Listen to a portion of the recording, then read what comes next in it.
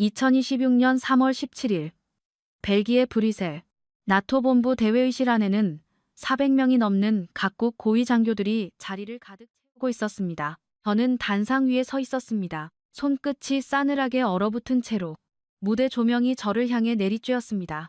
400명이 넘는 각국 장교들의 얼굴이 일렬로 저를 바라보고 있었습니다. 독일군, 영국군, 미군, 이탈리아군, 그리고 회의실 오른편 한국 대표단 자리에는 태극 문양의 계급장을 단 장교들이 앉아 있었습니다. 저는 천천히 숨을 들이쉬었습니다. 지금 제가 할 말은 단 하나였습니다. 나는 틀렸습니다. 그리고 이것이 그 이유입니다. 검은색 가죽 바인더 안에는 제가 석 달 전 작성한 보고서가 담겨 있었습니다. 한국군의 평화 유지작전 능력에 관한 전략적 평가서. 저를 포함해 3명의 고위 장교가 서명한 공식 문서였습니다. 오늘 이 보고서가 공식 채택되면 다음 세계 분쟁 지역에서의 한국군 임무 배치 수준과 독립 지휘 권한이 결정될 예정이었습니다. 저는 단상 위에 서서 400명의 시선을 받으며 첫 페이지를 펼쳤습니다. 그리고 멈췄습니다. 프랑스 웨인 부대 200년의 전통. 제가 쌓아온 35년의 경력. 그 모든 것이 단 72시간 만에 산산조각이 났습니다. 도대체 레바논에서 무슨 일이 있었던 걸까요? 지금부터 그 이야기를 하겠습니다. 제 이름은 장피에르 모로입니다. 나토 유럽연합군 평화유지작전 선임 전략고문. 프랑스 육군 대장 전역.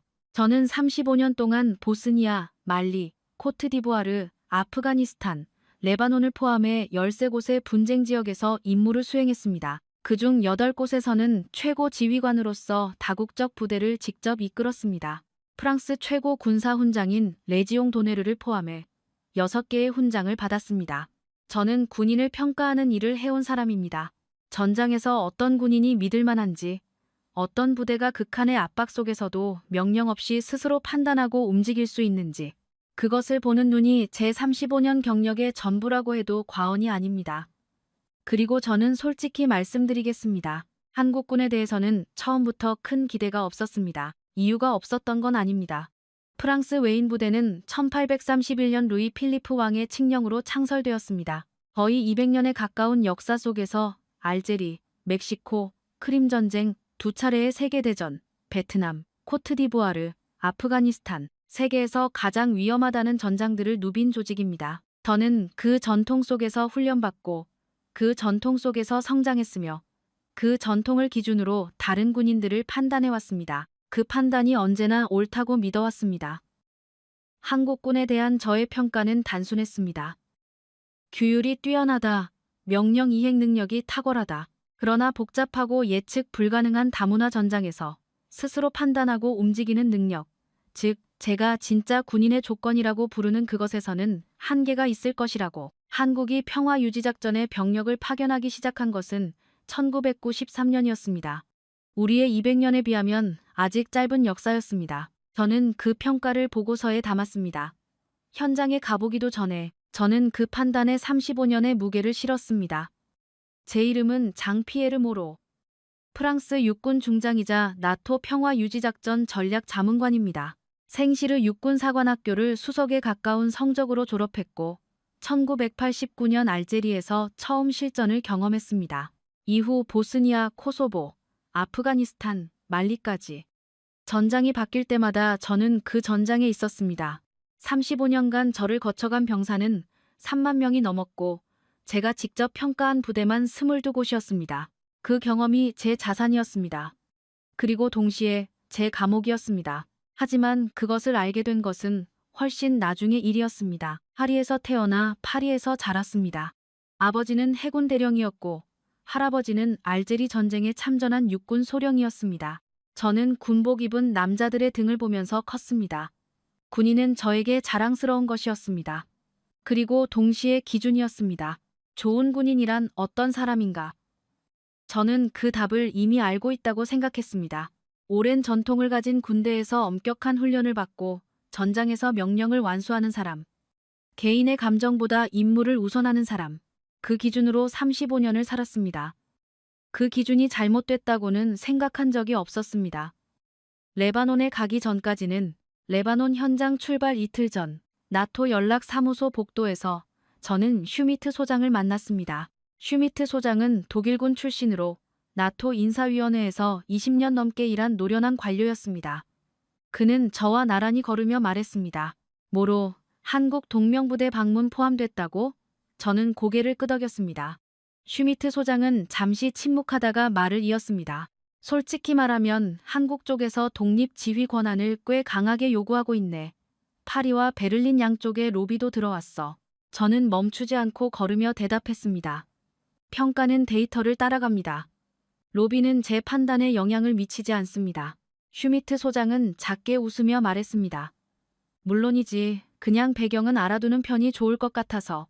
한국이 독립 지휘를 받으면 프랑스 쪽 구역 일부를 재편해야 할 수도 있거든. 그쪽도 알아두게. 저는 복도 끝에서 그와 헤어지며 속으로 생각했습니다. 정치적 고려는 평가의 영역 밖이다. 그 생각만큼은 틀리지 않았습니다.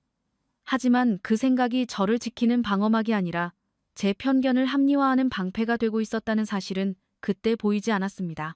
2025년 11월 4일 프랑스 파리 발뜨그라스 군사병원 인근 나토 연락사무소 4층 집무실. 창밖으로는 생각 너머로 에펠탑의 실루엣이 흐릿하게 보였습니다. 파리의 11월은 습하고 차가웠습니다. 창틀에 빗방울이 천천히 흘러내리고 있었고 집무실 안에는 오래된 가죽 의자 특유의 묵직한 냄새가 배어 있었습니다. 복도에서 간간히 들려오는 발소리와 프린터 소리가 빗소리와 섞였습니다. 저는 책상 위에 펼쳐진 두꺼운 서류 묶음들을 내려다보고 있었습니다. 레바논 남부 유엔 완충지대에 배치된 다국적 평화유지군의 임무수행 평가 보고서 초안이었습니다. 저는 수석평가관으로서 각 국가별 부대의 역량을 분석하고 정리하는 책임을 맡고 있었습니다. 프랑스, 스페인, 이탈리아, 인도, 그리고 한국, 나머지 국가들의 평가는 어렵지 않았습니다. 저와 함께 오랫동안 작전을 수행해온 나라들이었고 데이터가 분명했습니다. 이탈리아 부대는 민간 관계에서 뛰어났고 스페인 부대는 장비 운용에서 빠른 결정을 보여줬습니다. 인도 부대는 지형 적응력이 탁월했습니다. 문제는 한국이었습니다. 저는 커피를 한 모금 마시며 한국군 관련 자료들을 다시 훑어봤습니다. 사고 건수 연건, 민간인 피해 연건, 작전 이탈 연건, 지역 주민 의료 지원 건수의 400건, 숫자는 완벽했습니다. 하지만 저는 아직 한국 동명부대와 직접 합동작전을 수행해 본 적이 없었습니다. 현장 방문 일정은 2주일 뒤였습니다. 저는 잠시 고민하다가 펜을 들었습니다. 그리고 보고서 결론 칸에 이렇게 썼습니다. 높은 규율과 명령 이행 능력을 보유하고 있음. 그러나 독립적 상황 판단력 및 다문화 환경 적응성에서는 추가 검증이 필요함. 현재 수준에서의 독립지휘 권한 부여는 시기상조로 판단됨. 그렇게 써놓고 저는 커피잔을 내려놓았습니다. 그때는 그게 공정하고 신중한 평가라고 생각했습니다. 저는 유리창에 비친 자신의 얼굴을 바라봤습니다. 60세, 흰 머리카락, 어깨에 별 2개. 나는 군인으로서 최선을 다했다. 그리고 그 경험이 옳은 판단을 내리게 해준다. 그것이 제 믿음이었습니다. 그 믿음은 틀리지 않았습니다. 문제는 그 믿음이 새로운 것을 볼 수 없게 만들었다는 점이었습니다. 확신이 클수록 눈은 좁아집니다. 저는 그것을 몰랐습니다. 레바논 출장 일정은 처음에는 그냥 행정적인 방문이었습니다. 브뤼셀 나토 회의에서 각국 PKO 부대 독립지휘 권한 안건이 오르기 전에 현장 확인이 필요했고 저는 그 담당자로 지정됐습니다. 3주 안에 레바논을 다녀와서 최종 보고서를 내면 됐습니다. 어렵지 않은 일이었습니다. 결론은 이미 정해져 있다고 생각했습니다. 현장에 가면 제 예상이 확인될 것이라고. 그것이 얼마나 큰 오산이었는지 저는 레바논에서야 알게 됩니다. 그날 저녁 부관 마르탱 대위가 집무실로 들어왔습니다. 마르탱은 저와 8년을 함께한 부관이었습니다. 보스니아에서도 말리에서도 아프가니스탄에서도 함께였습니다. 제 사고방식을 누구보다 잘 아는 사람이었습니다. 장군님, 레바논 출장 전 최종 브리핑 일정 확인하시겠습니까? 저는 고개를 끄덕이며 서류를 정리했습니다. 한국 동명부대 방문 일정도 포함됐나?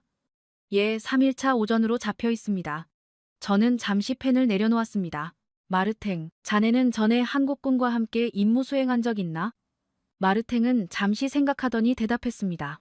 말리에서 짧게 접촉한 적은 있습니다.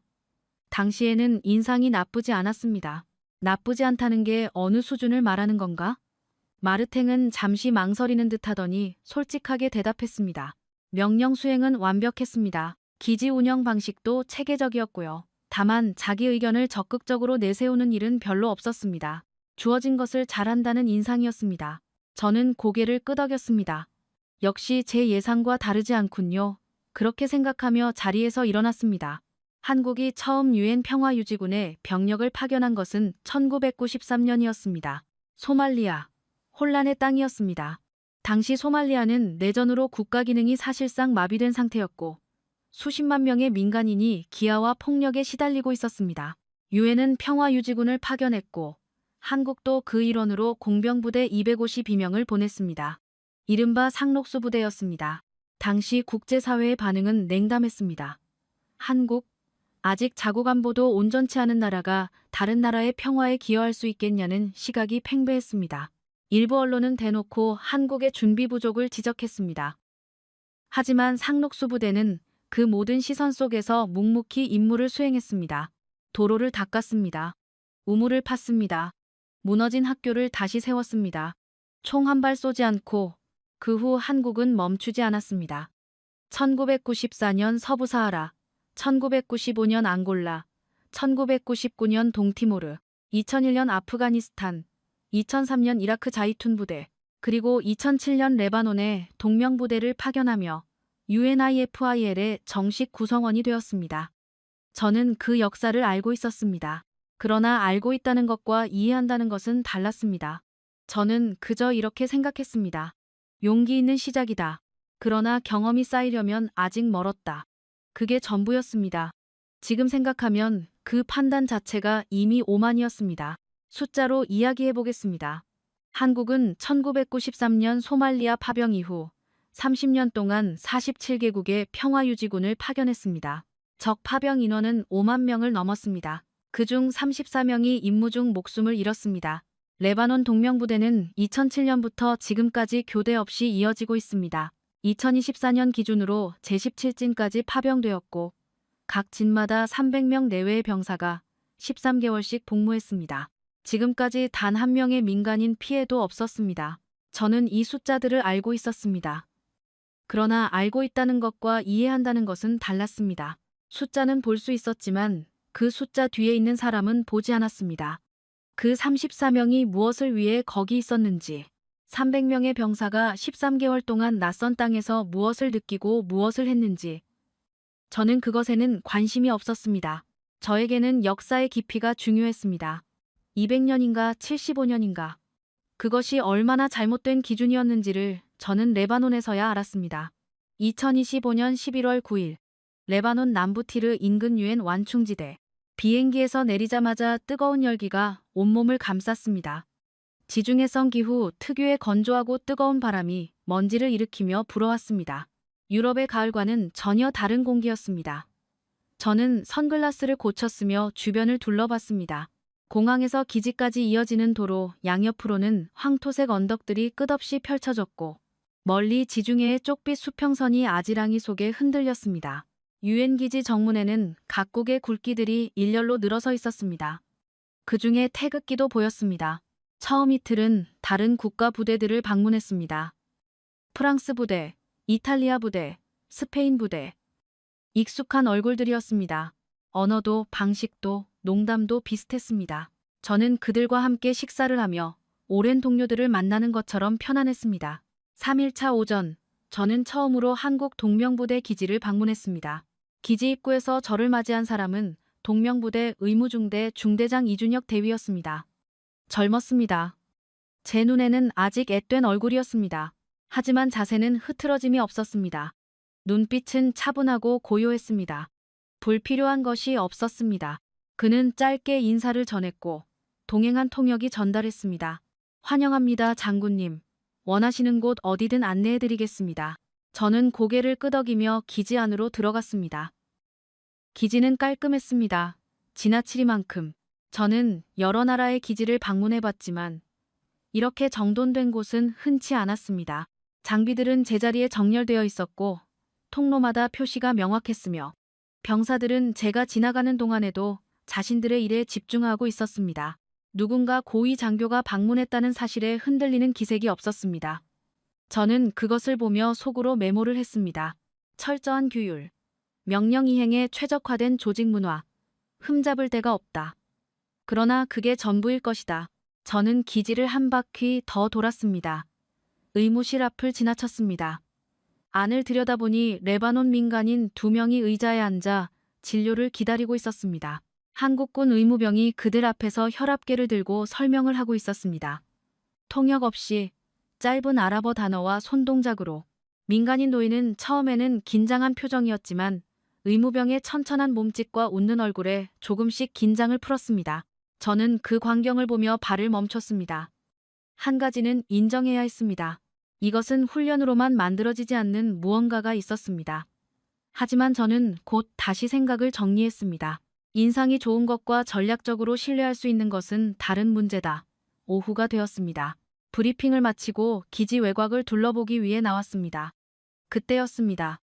예상치 못한 장면이 눈에 들어왔습니다. 기지 담장 바깥, 인근 레바논 마을 쪽으로 한국군 병사 4명이 걸어가고 있었습니다. 임무 복장이 아니었습니다. 사복에 가까운 편한 복장이었습니다. 손에는 커다란 종이 봉투 2개를 들고 있었습니다. 봉투 안에는 의약품 상자와 붕대, 어린이용 영양 보충제 같은 것들이 보였습니다. 저는 이준혁 대위에게 물었습니다. 저 병사들은 무슨 임무입니까? 통역이 전달하자 이준혁 대위는 잠시 대답을 망설이는 것처럼 보였습니다. 그리고 짧게 말했습니다. 임무는 아닙니다.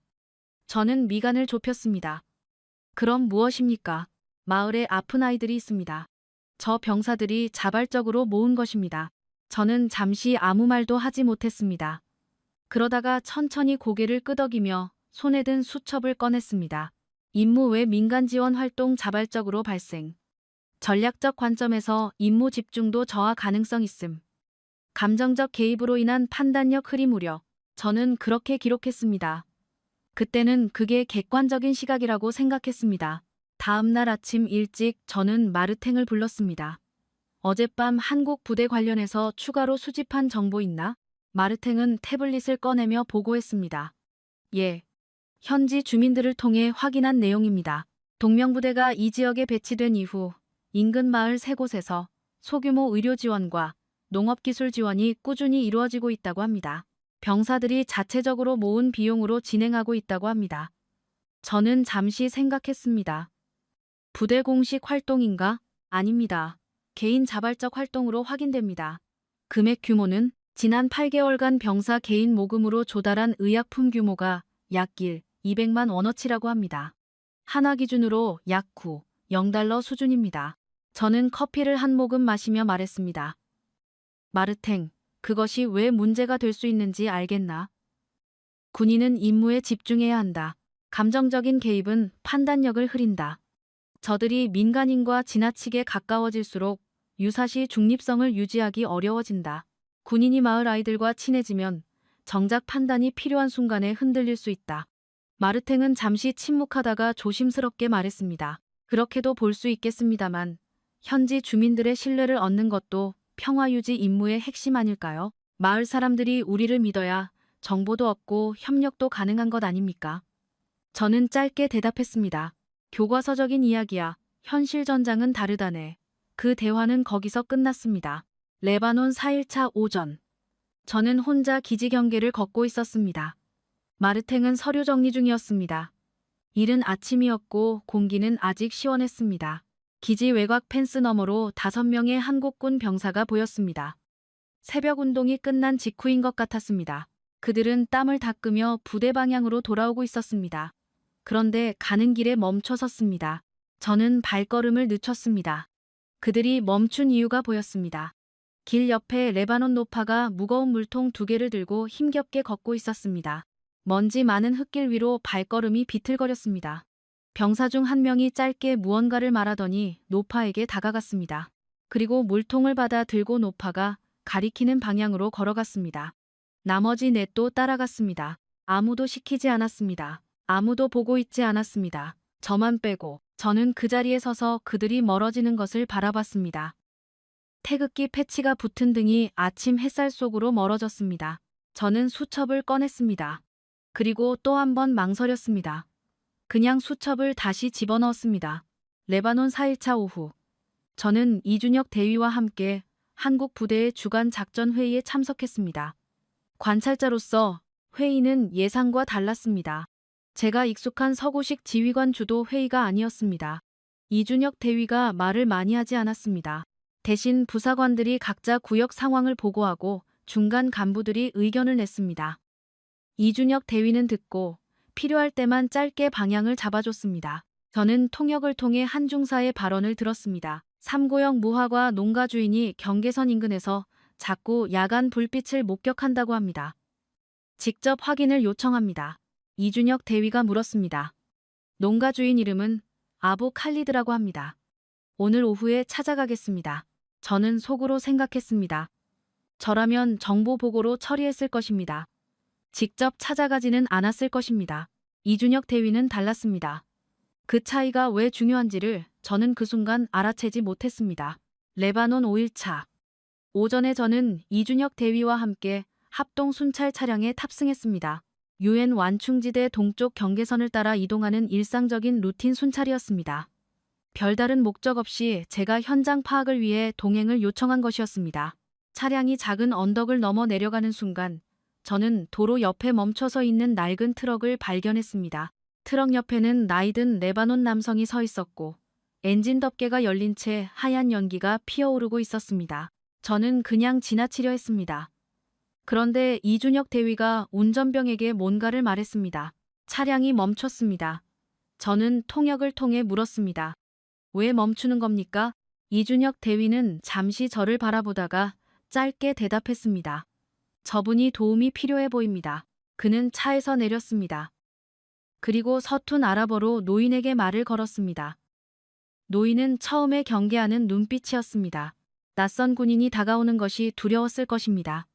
하지만 이준혁 대위가 계속 부드럽게 말을 건네고 손동작으로 엔진을 가리키자 노인은 천천히 긴장을 풀었습니다.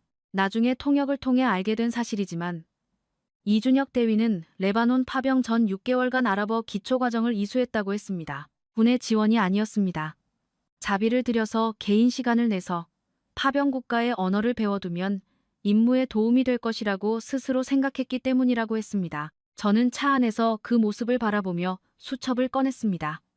그러다가 멈췄습니다. 이번에는 무언가를 쓸 수가 없었습니다.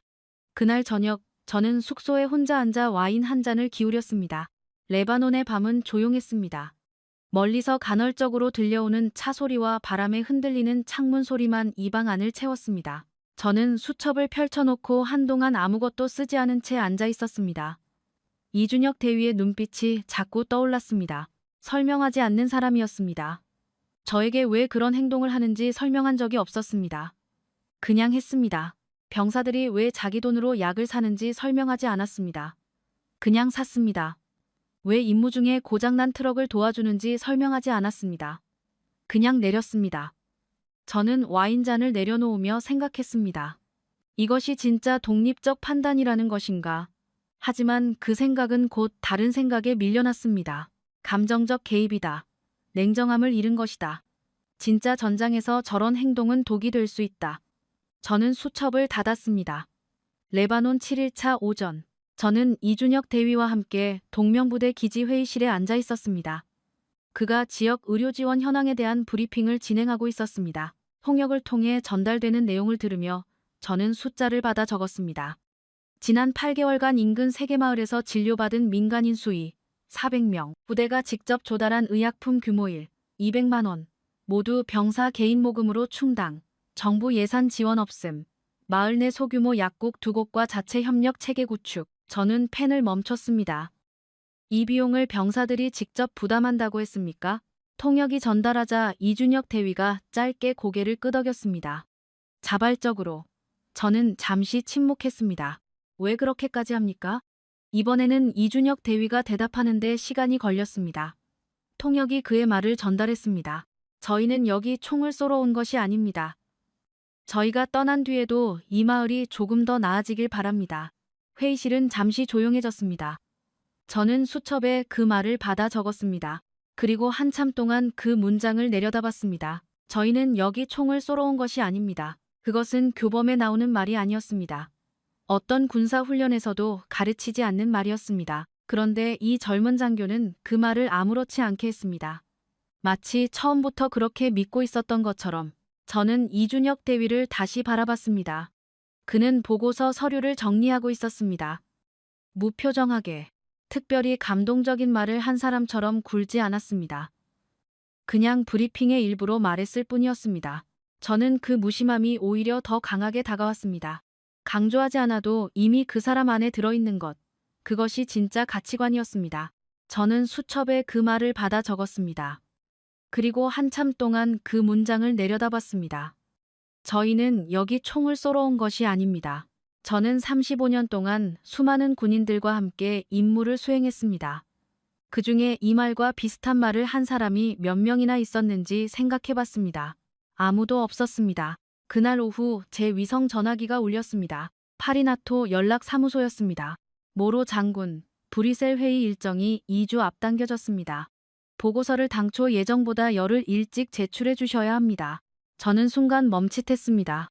열흘이요? 예. 최대한 신속하게 마무리 부탁드립니다. 전화가 끊겼습니다. 저는 전화기를 내려다봤습니다. 열흘. 현장 평가 일정의 절반이 사라졌습니다. 한국군과 합동 작전을 수행할 기회도 더 깊이 관찰할 시간도 없어진 것이었습니다. 저는 숙소 창문 너머로 레바논의 황토빛 언덕을 바라봤습니다. 지금 제 손에는 이미 초안이 있었습니다. 수치상으로는 흠잡을 데 없는 한국군이지만 전략적 유연성과 독립적 판단력 측면에서 추가 검증이 필요하다는 결론. 그 보고서를 그냥 제출하면 됩니다. 아무도 뭐라 하지 않을 것입니다. 그렇게 결정하려던 순간이었습니다. 레바논 8일차. 마르탱이 아침 일찍 숙소로 찾아왔습니다. 장군님, 어제 저녁 현지 정보원에게 흥미로운 이야기를 들었습니다. 저는 커피잔을 내려놓으며 물었습니다. 무슨 이야기인가? 한국 동명부대 기지 인근 마을 주민들이 최근 6개월간 유엔 민간 업무 담당관에 대한 민원을 거의 제기하지 않았다고 합니다. 유엔 자료에 따르면 이전까지 다른 국가부대 배치 시기에는 매달 평균 15건에서 20건의 민원이 접수됐는데 동명부대 배치 이후에는 한 달 평균 2건 이하로 줄었다고 합니다. 저는 잠시 침묵했습니다.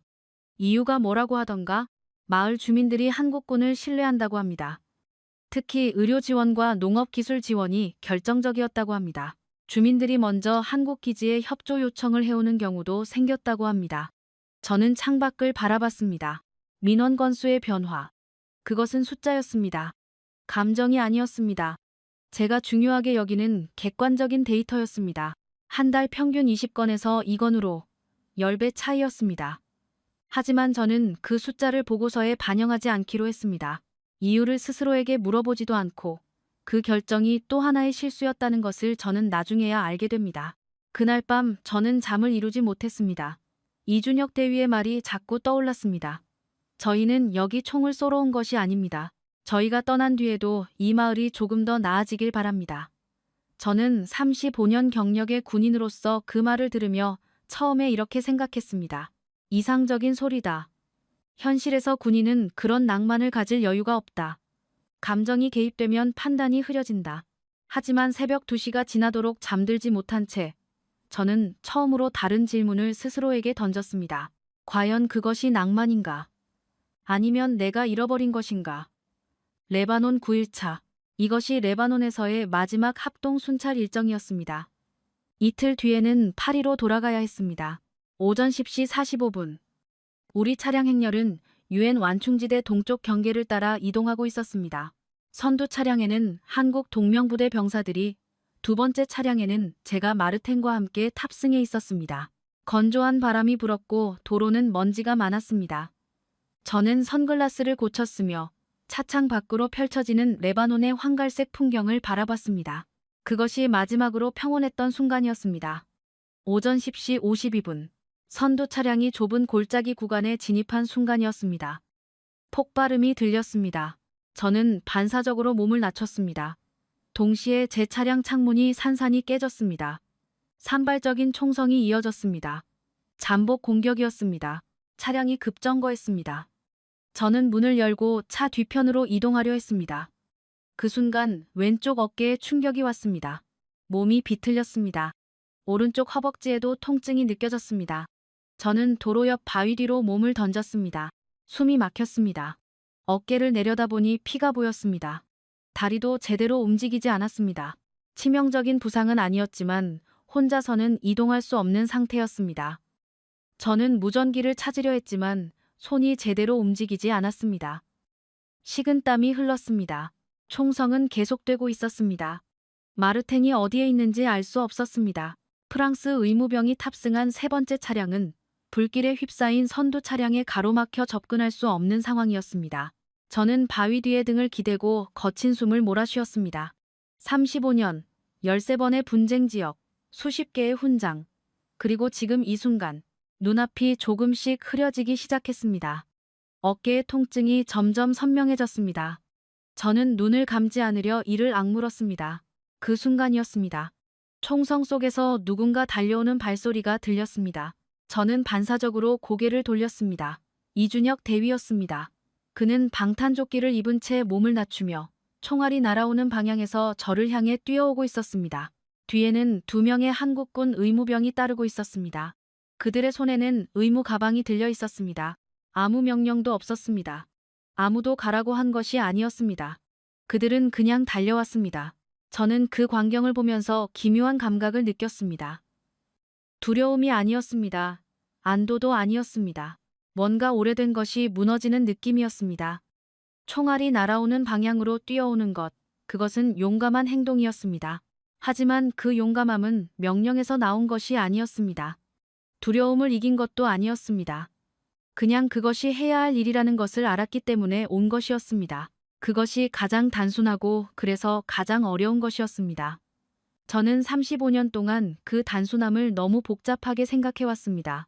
이준혁 대위가 제 옆에 도착해 몸을 낮추며 총상 부위를 확인했습니다. 그의 손길은 빠르고 정확했습니다.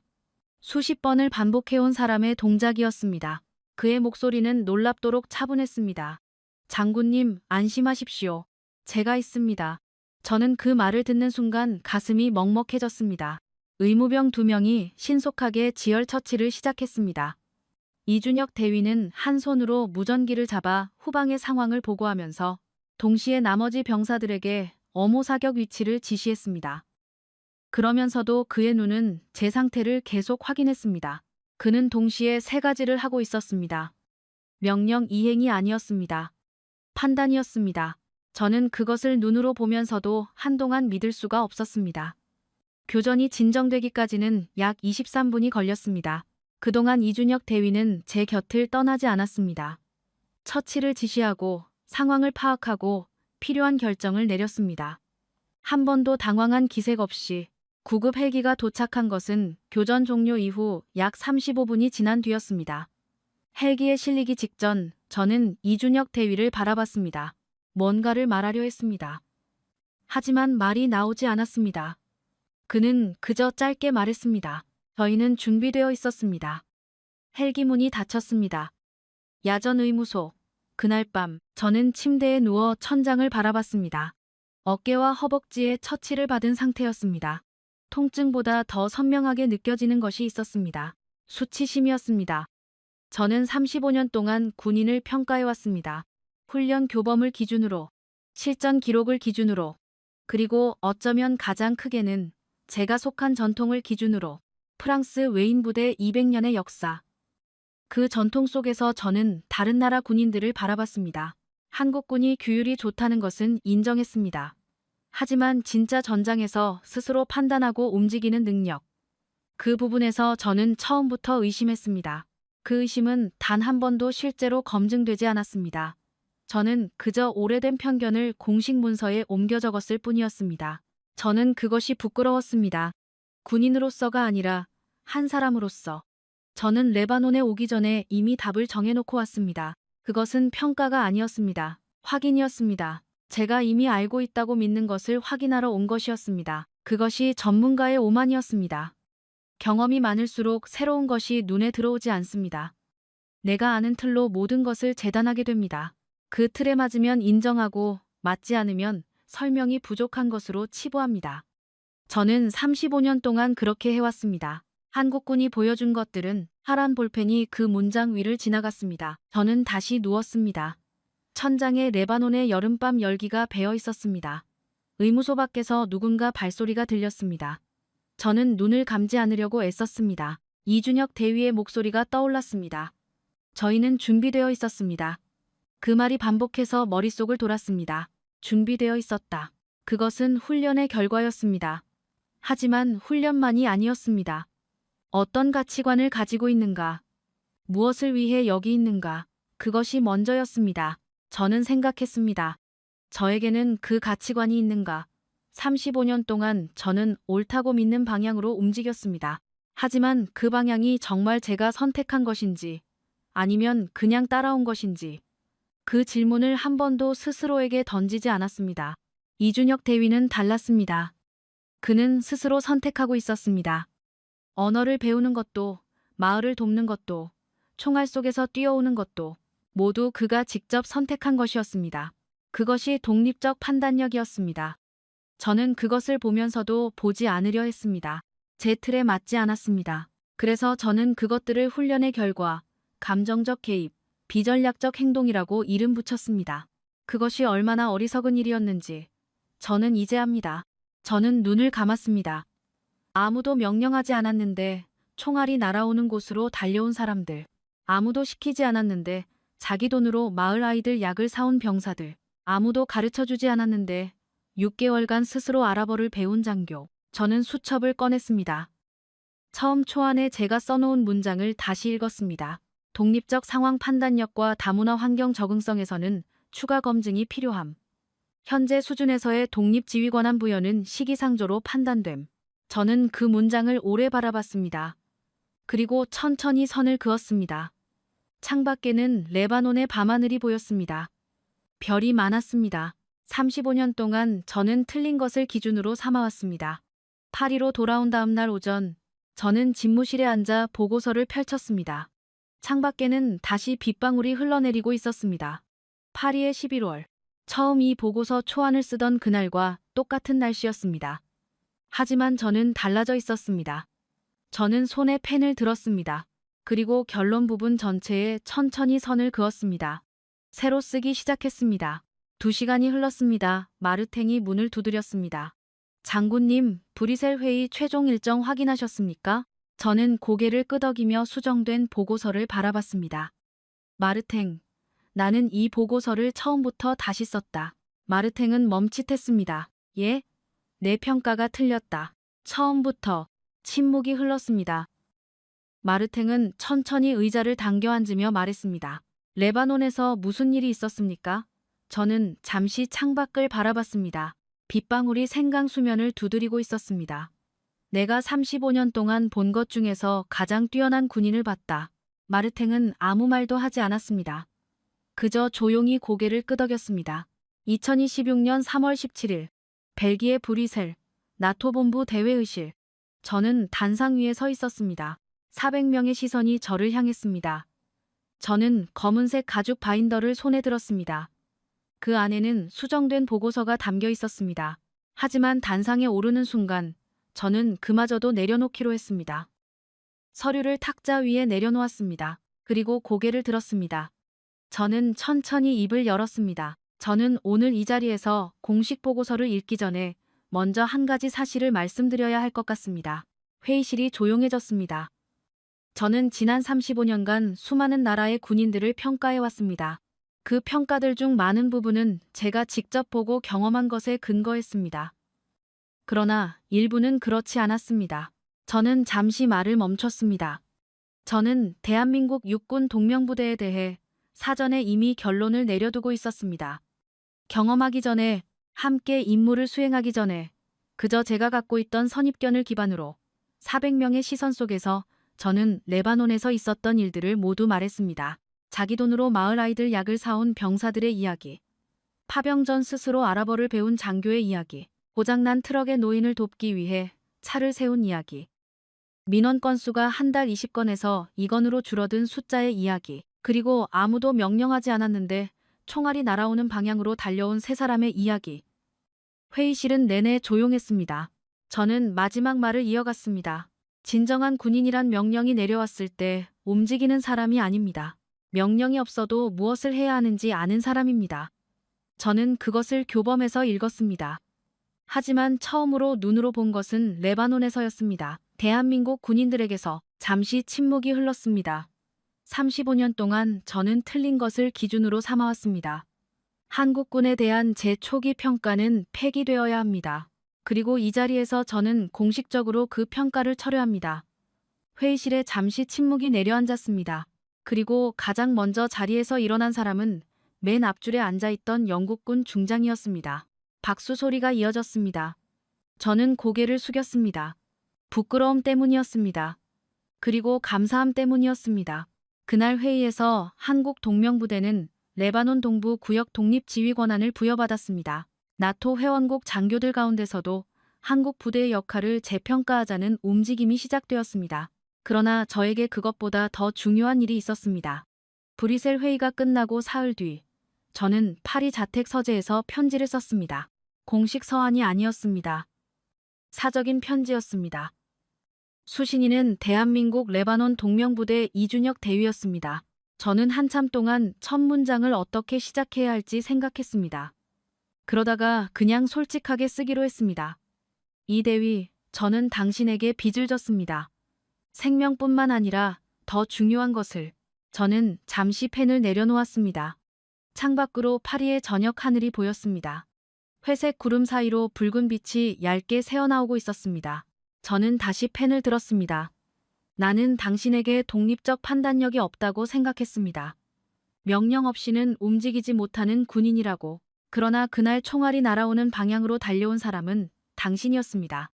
그 어떤 명령도 없이, 그 어떤 보상도 기대하지 않고 나는 200년 전통을 기준으로 당신을 봤습니다. 그러나 전통이 만든 것은 형식이었고 당신이 보여준 것은 본질이었습니다. 나는 형식을 전통이라 착각하고 있었던 것입니다. 저는 편지의 마지막 문장을 쓰는데 가장 오래 걸렸습니다. 생시르 육군사관학교가 나에게 가르쳐주지 못한 것을 당신은 단 72시간 만에 보여주었습니다. 진정한 군인은 명령이 없을 때 비로소 드러난다는 것을. 그리고 한국군은 이미 오래전부터 그것을 알고 있었습니다. 저는 편지 봉투를 닫으며 오래 바라봤습니다. 기차가 속도를 줄이기 시작했습니다. 파리 부격이 가까워지고 있었습니다. 저는 편지를 재킷 안주머니에 넣었습니다. 레바논에서 파리까지 오는 비행기 안에서 저는 보고서를 처음부터 다시 읽었습니다. 제가 현장 방문 전 써놓은 초안, 그리고 수정한 최종본, 두 문서를 나란히 놓고 보면 같은 사람이 쓴 것이라고 믿기 어려울 만큼 달랐습니다. 하지만 사실은 같은 사람이었습니다. 다만 레바논에 가기 전에 나와 가고 난 뒤에 나가 달랐습니다. 그 차이를 만든 것은 이준혁 대위가 아니었습니다. 그는 그냥 자기 일을 했을 뿐이었습니다. 그 차이를 만든 것은 제가 마침내 눈을 제대로 떴기 때문이었습니다. 레바논 5일차 오후, 기지로 돌아오는 길이었습니다. 순찰 차량이 한 마을 외곽을 지나칠 때였습니다. 저는 작은 공터에서 무언가 이상한 광경을 목격했습니다. 차를 세워달라고 했습니다. 공터에는 한국군 병사 2명이 마을 주민 6명과 함께 앉아 있었습니다. 그들 앞에는 흙과 씨앗 그리고 작은 모종들이 놓여 있었습니다. 병사 중 한 명이 손동작으로 무언가를 설명하고 있었고 옆에 앉은 통역 역할의 현지 청년이 아랍어로 전달하고 있었습니다. 마을 여성들은 진지한 표정으로 고개를 끄덕이며 메모를 하고 있었습니다. 저는 이준혁 대위에게 물었습니다. 저것은 무엇입니까? 이준혁 대위는 잠시 망설이는 듯 하더니 대답했습니다. 이 지역 토양에 맞는 채소 재배 방법을 가르치고 있습니다. 병사 중 한 명이 농업고등학교 출신입니다. 저는 잠시 아무 말도 하지 못했습니다. 농업고등학교 출신 병사가 레바논 마을 여성들에게 텃밭 가꾸는 법을 가르치고 있었습니다. 임무 시간도 아니었습니다. 명령을 받은 것도 아니었습니다. 저는 차 안으로 돌아왔습니다. 마르텐이 조용히 물었습니다. 장군님, 기록하시겠습니까? 저는 잠시 생각했습니다. 그리고 고개를 저었습니다. 기록할 필요가 없다고 생각했습니다. 이것도 제 기준으로는 설명이 됐습니다. 지나치게 친절한 군인들. 그것도 훈련의 결과일 뿐이라고. 지금 생각하면 그 거절이 제가 스스로에게 한 가장 큰 거짓말이었습니다. 레바논 6일차 저녁. 저는 기지 식당에서 홀로 저녁을 먹고 있었습니다. 마르탱은 다른 일정으로 자리를 비웠습니다. 그때 옆 테이블에 앉아있던 이탈리아 부대 소령 로베르토 마르티니가 말을 걸어왔습니다. 실례지만 모로 장군님 아니십니까? 저는 고개를 끄덕였습니다.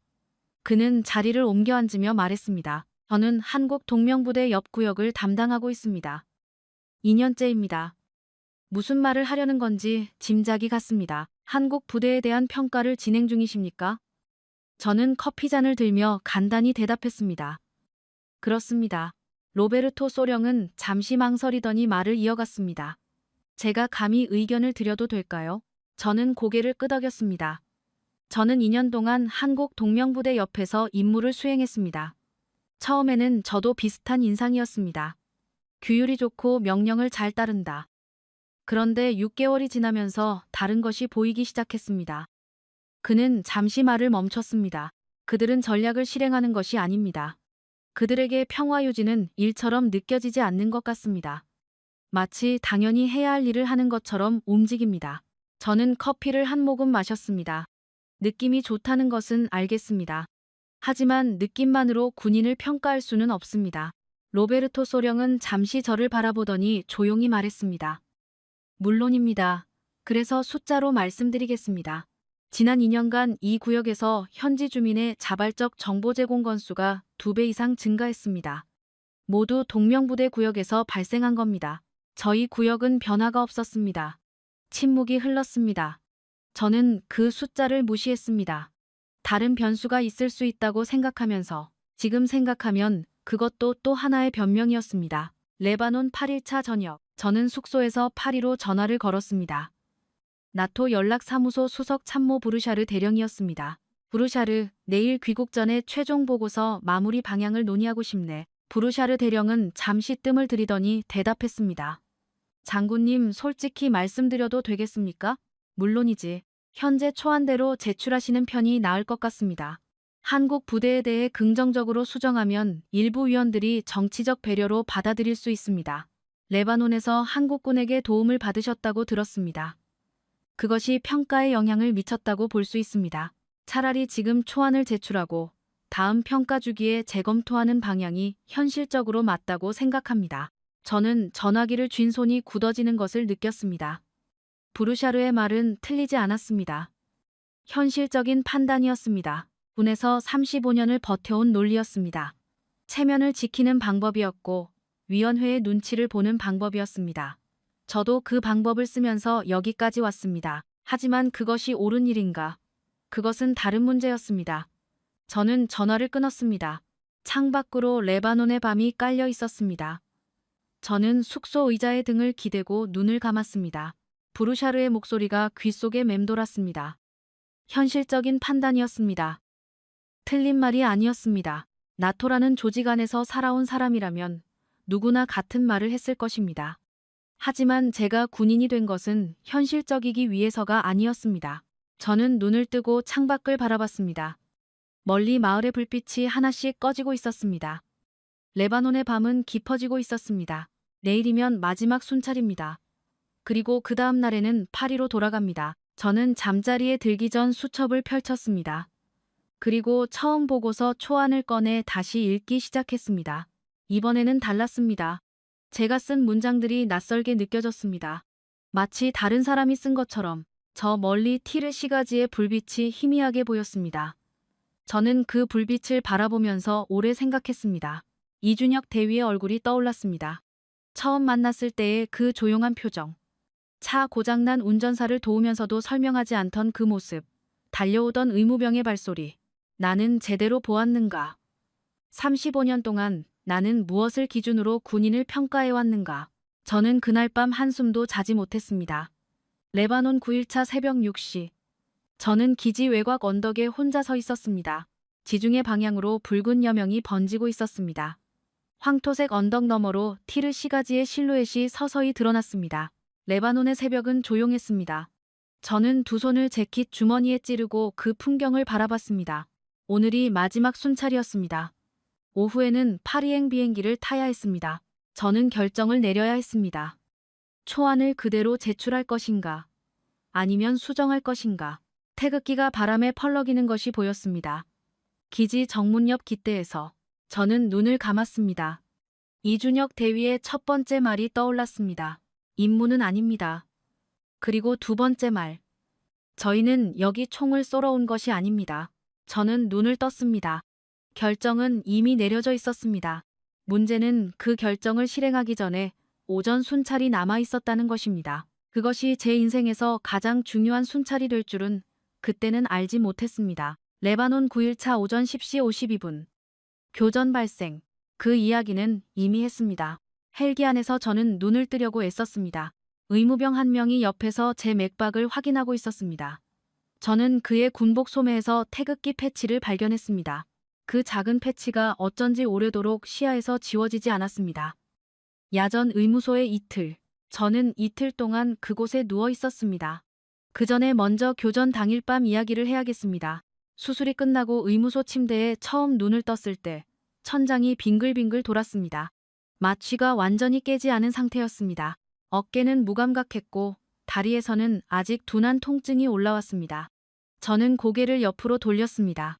침대 옆 낮은 의자에 이준혁 대위가 앉아 있었습니다. 그는 고개를 숙인 채 두 손을 무릎 위에 얹고 있었습니다. 잠들지 않았습니다. 그냥 거기 있었습니다. 저는 목이 건조해서 소리가 잘 나지 않았지만 프랑스어로 물었습니다. 얼마나 됐습니까? 이준혁 대위는 고개를 들었습니다. 통역이 없었으므로 그는 제 말을 이해하지 못했을 것입니다. 하지만 그는 자신의 손목 시계를 가리키며 짧게 무언가를 말했습니다. 나중에 그 말의 의미를 알았습니다. 3시간 됐습니다. 3시간. 저는 그 숫자를 오래 생각했습니다. 그는 보고서를 써야 했을 것입니다. 부대를 지휘해야 했을 것입니다. 쉬어야 했을 것입니다. 그 3시간 동안 해야 할 일이 분명히 있었을 것입니다. 그럼에도 그는 거기에 앉아 있었습니다. 왜냐면 그것이 맞는 일이었기 때문입니다. 그 단순한 판단. 그것이 독립적 판단력이 아니면 무엇이겠습니까? 3시간 동안 그는 거기에 앉아 있었습니다. 아무도 부탁하지 않았습니다. 아무도 명령하지 않았습니다. 그냥 거기 있었습니다. 저는 다시 천장을 바라봤습니다. 눈이 뜨거워졌습니다. 저는 이유를 몰랐습니다. 아니, 사실은 알았습니다. 하지만 인정하고 싶지 않았습니다. 첫째 날 밤이었습니다. 저는 수첩을 꺼냈습니다. 그리고 처음에 써놓은 결론 부분을 다시 읽었습니다. 독립적 상황 판단력 및 다문화 환경 적응성에서는 추가 검증이 필요함. 저는 그 문장을 읽다가 피식 웃었습니다. 추가 검증이라고 썼습니다. 저는 이미 검증을 받았습니다. 제 어깨와 허벅지에 그 증거가 남아 있었습니다. 그들은 73초 만에 달려왔습니다. 명령이 없이, 계산 없이. 73초. 저는 나중에 그 숫자를 확인했습니다. 교전 발생 신호부터 이준혁 대위팀이 제 옆에 도착하기까지의 시간. 73초. 그 숫자가 제 35년의 평가 체계 전체를 무너뜨렸습니다.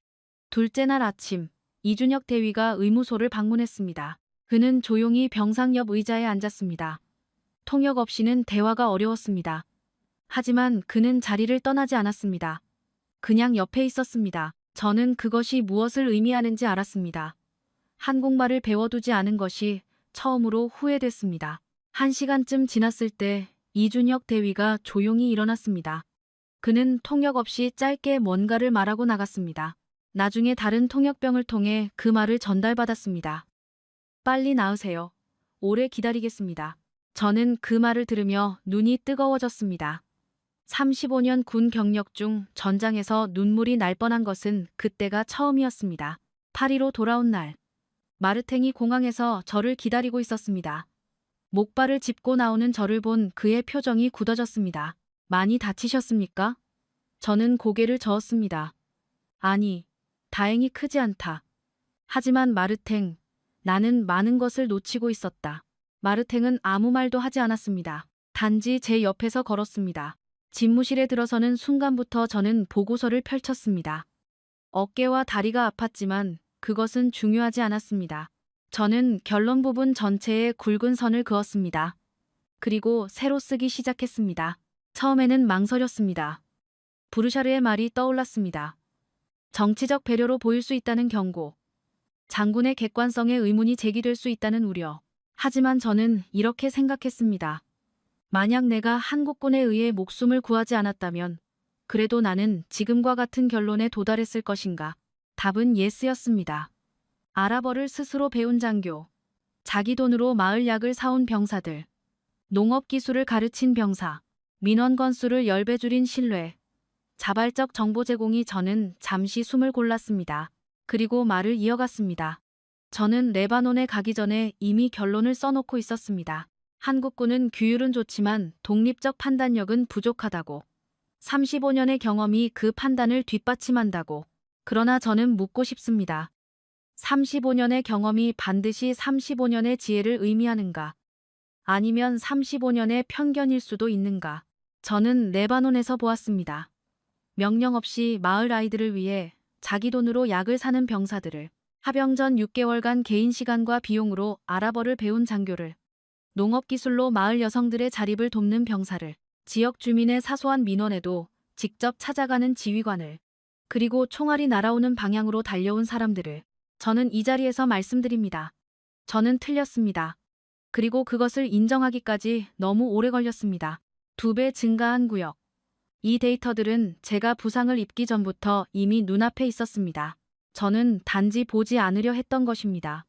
그것이 가장 큰 잘못이었습니다. 저는 3시간 동안 새 결론을 썼습니다. 대한민국 육군 동명부대는 레바논 남부 유엔 평화유지 임무에서 독립적 판단력, 다문화 환경 적응성, 민간 신뢰 구축 능력 등 모든 핵심 지표에서 최고 등급을 부여받아야 한다. 특히 자발적 지역사회 통합 활동과 현지 언어 습득 등은 다른 참여 부대가 즉시 벤치마킹해야 할 수준이다. 독립 지휘 권한 부여를 강력히 권고한다. 마르탱이 집무실 문을 두드린 것은 저녁 6시였습니다. 장군님, 보고서 마무리되셨습니까? 저는 마지막 서명을 하며 고개를 끄덕였습니다. 됐다. 마르탱은 제가 내민 수정 보고서를 받아들고 훑어봤습니다. 그의 얼굴에 복잡한 표정이 지나갔습니다. 장군님, 이렇게 제출하시면 일부 위원들이 나는 알고 있다, 마르탱. 그래도 이게 맞다. 마르탱은 잠시 저를 바라봤습니다. 그리고 천천히 고개를 끄덕이며 말했습니다. 예, 장군님. 브뤼셀 회의는 사흘 뒤였습니다. 나토 본부 대회의실. 400명의 장교들 앞에서 저는 보고서를 읽는 대신 직접 이야기를 했습니다. 마이크를 잡을 때 손이 미세하게 떨렸습니다. 35년 경력의 장군이 자신의 공식 보고서가 틀렸다고 말하는 것. 그 무게는 제가 예상했던 것보다 훨씬 컸습니다. 하지만 저는 입을 열었습니다. 그리고 일단 말을 시작하자 멈출 수가 없었습니다. 저는 레바논에서 본 것들을 하나씩 말했습니다.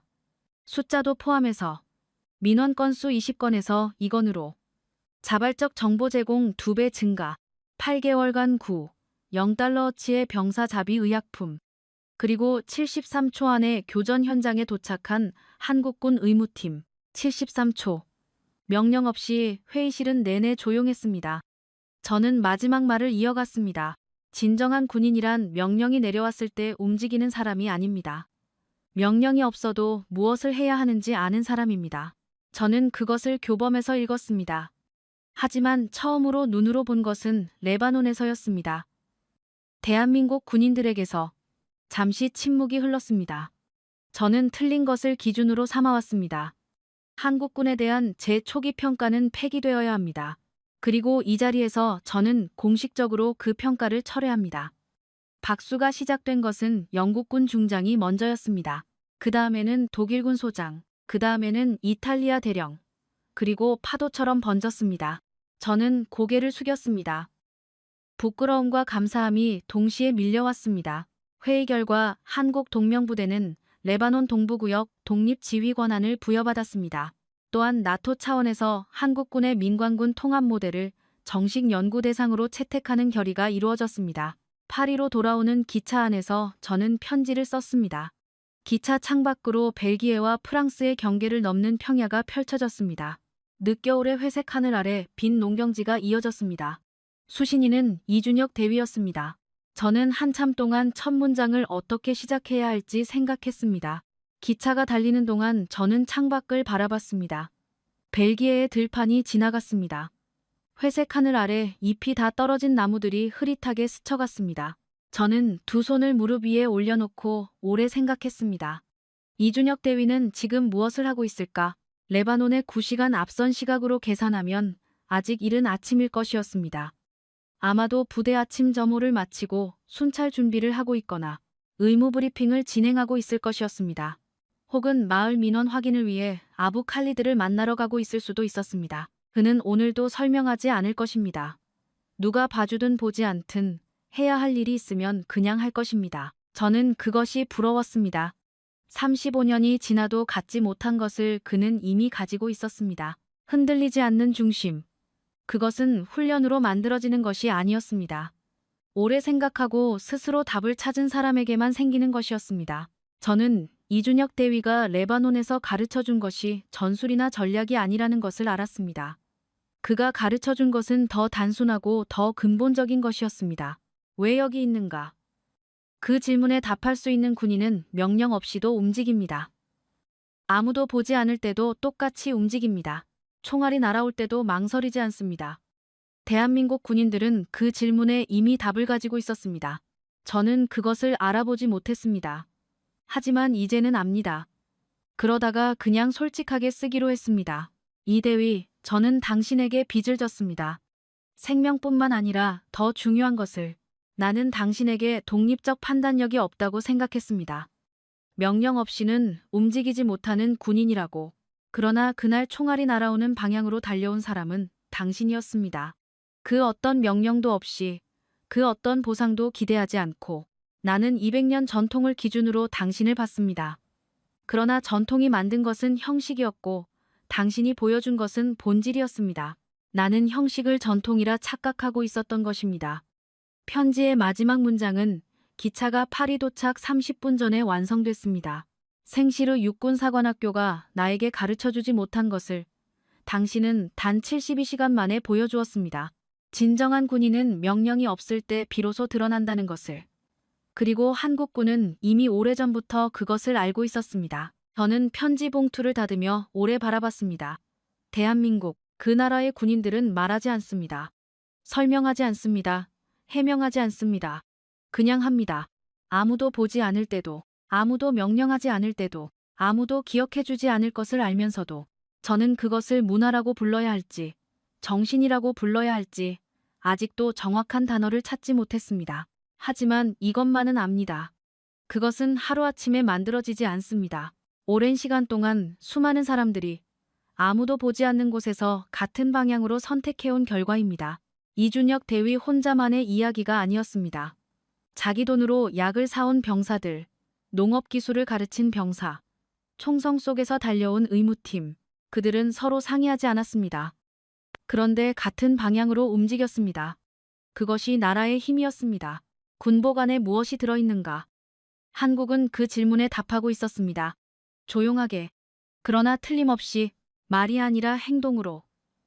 보고서가 아니라 현장에서. 누군가 묻기 전에 먼저 움직이는 나라. 그것이 35년 동안 제가 찾아왔던 진짜 군인의 모습이었습니다. 그리고 그 모습은 레바논의 황토빛 언덕 위에 있었습니다. 태극기 패치가 붙은 군복 안에 있었습니다. 이름도 잘 모르는 젊은 의무병의 발소리 안에 있었습니다. 조용하지만 반드시 해내는 나라. 자랑하지 않아도 이미 증명하는 나라. 한국은 바로 그런 나라였습니다. 그 나라의 병사들이 레바논의 먼지 속에서 보여준 것들. 그것들은 사라지지 않습니다. 누군가의 가슴 속에 남아서 언젠가 다시 세상 어딘가에서 똑같은 방식으로 번집니다. 제가 그 증거입니다. 오늘의 사연은 여기까지입니다. 구독과 좋아요는 영상 제작에 아주 큰 힘이 됩니다. 지금까지 해외 감동사연 채널이었습니다. 오늘도 우리 구독자님들의 가정에 따뜻한 행복이 가득하시길 진심으로 바라겠습니다. 긴 영상 끝까지 시청해주셔서 정말 감사합니다. 내일 더 좋은 이야기로 찾아뵙겠습니다.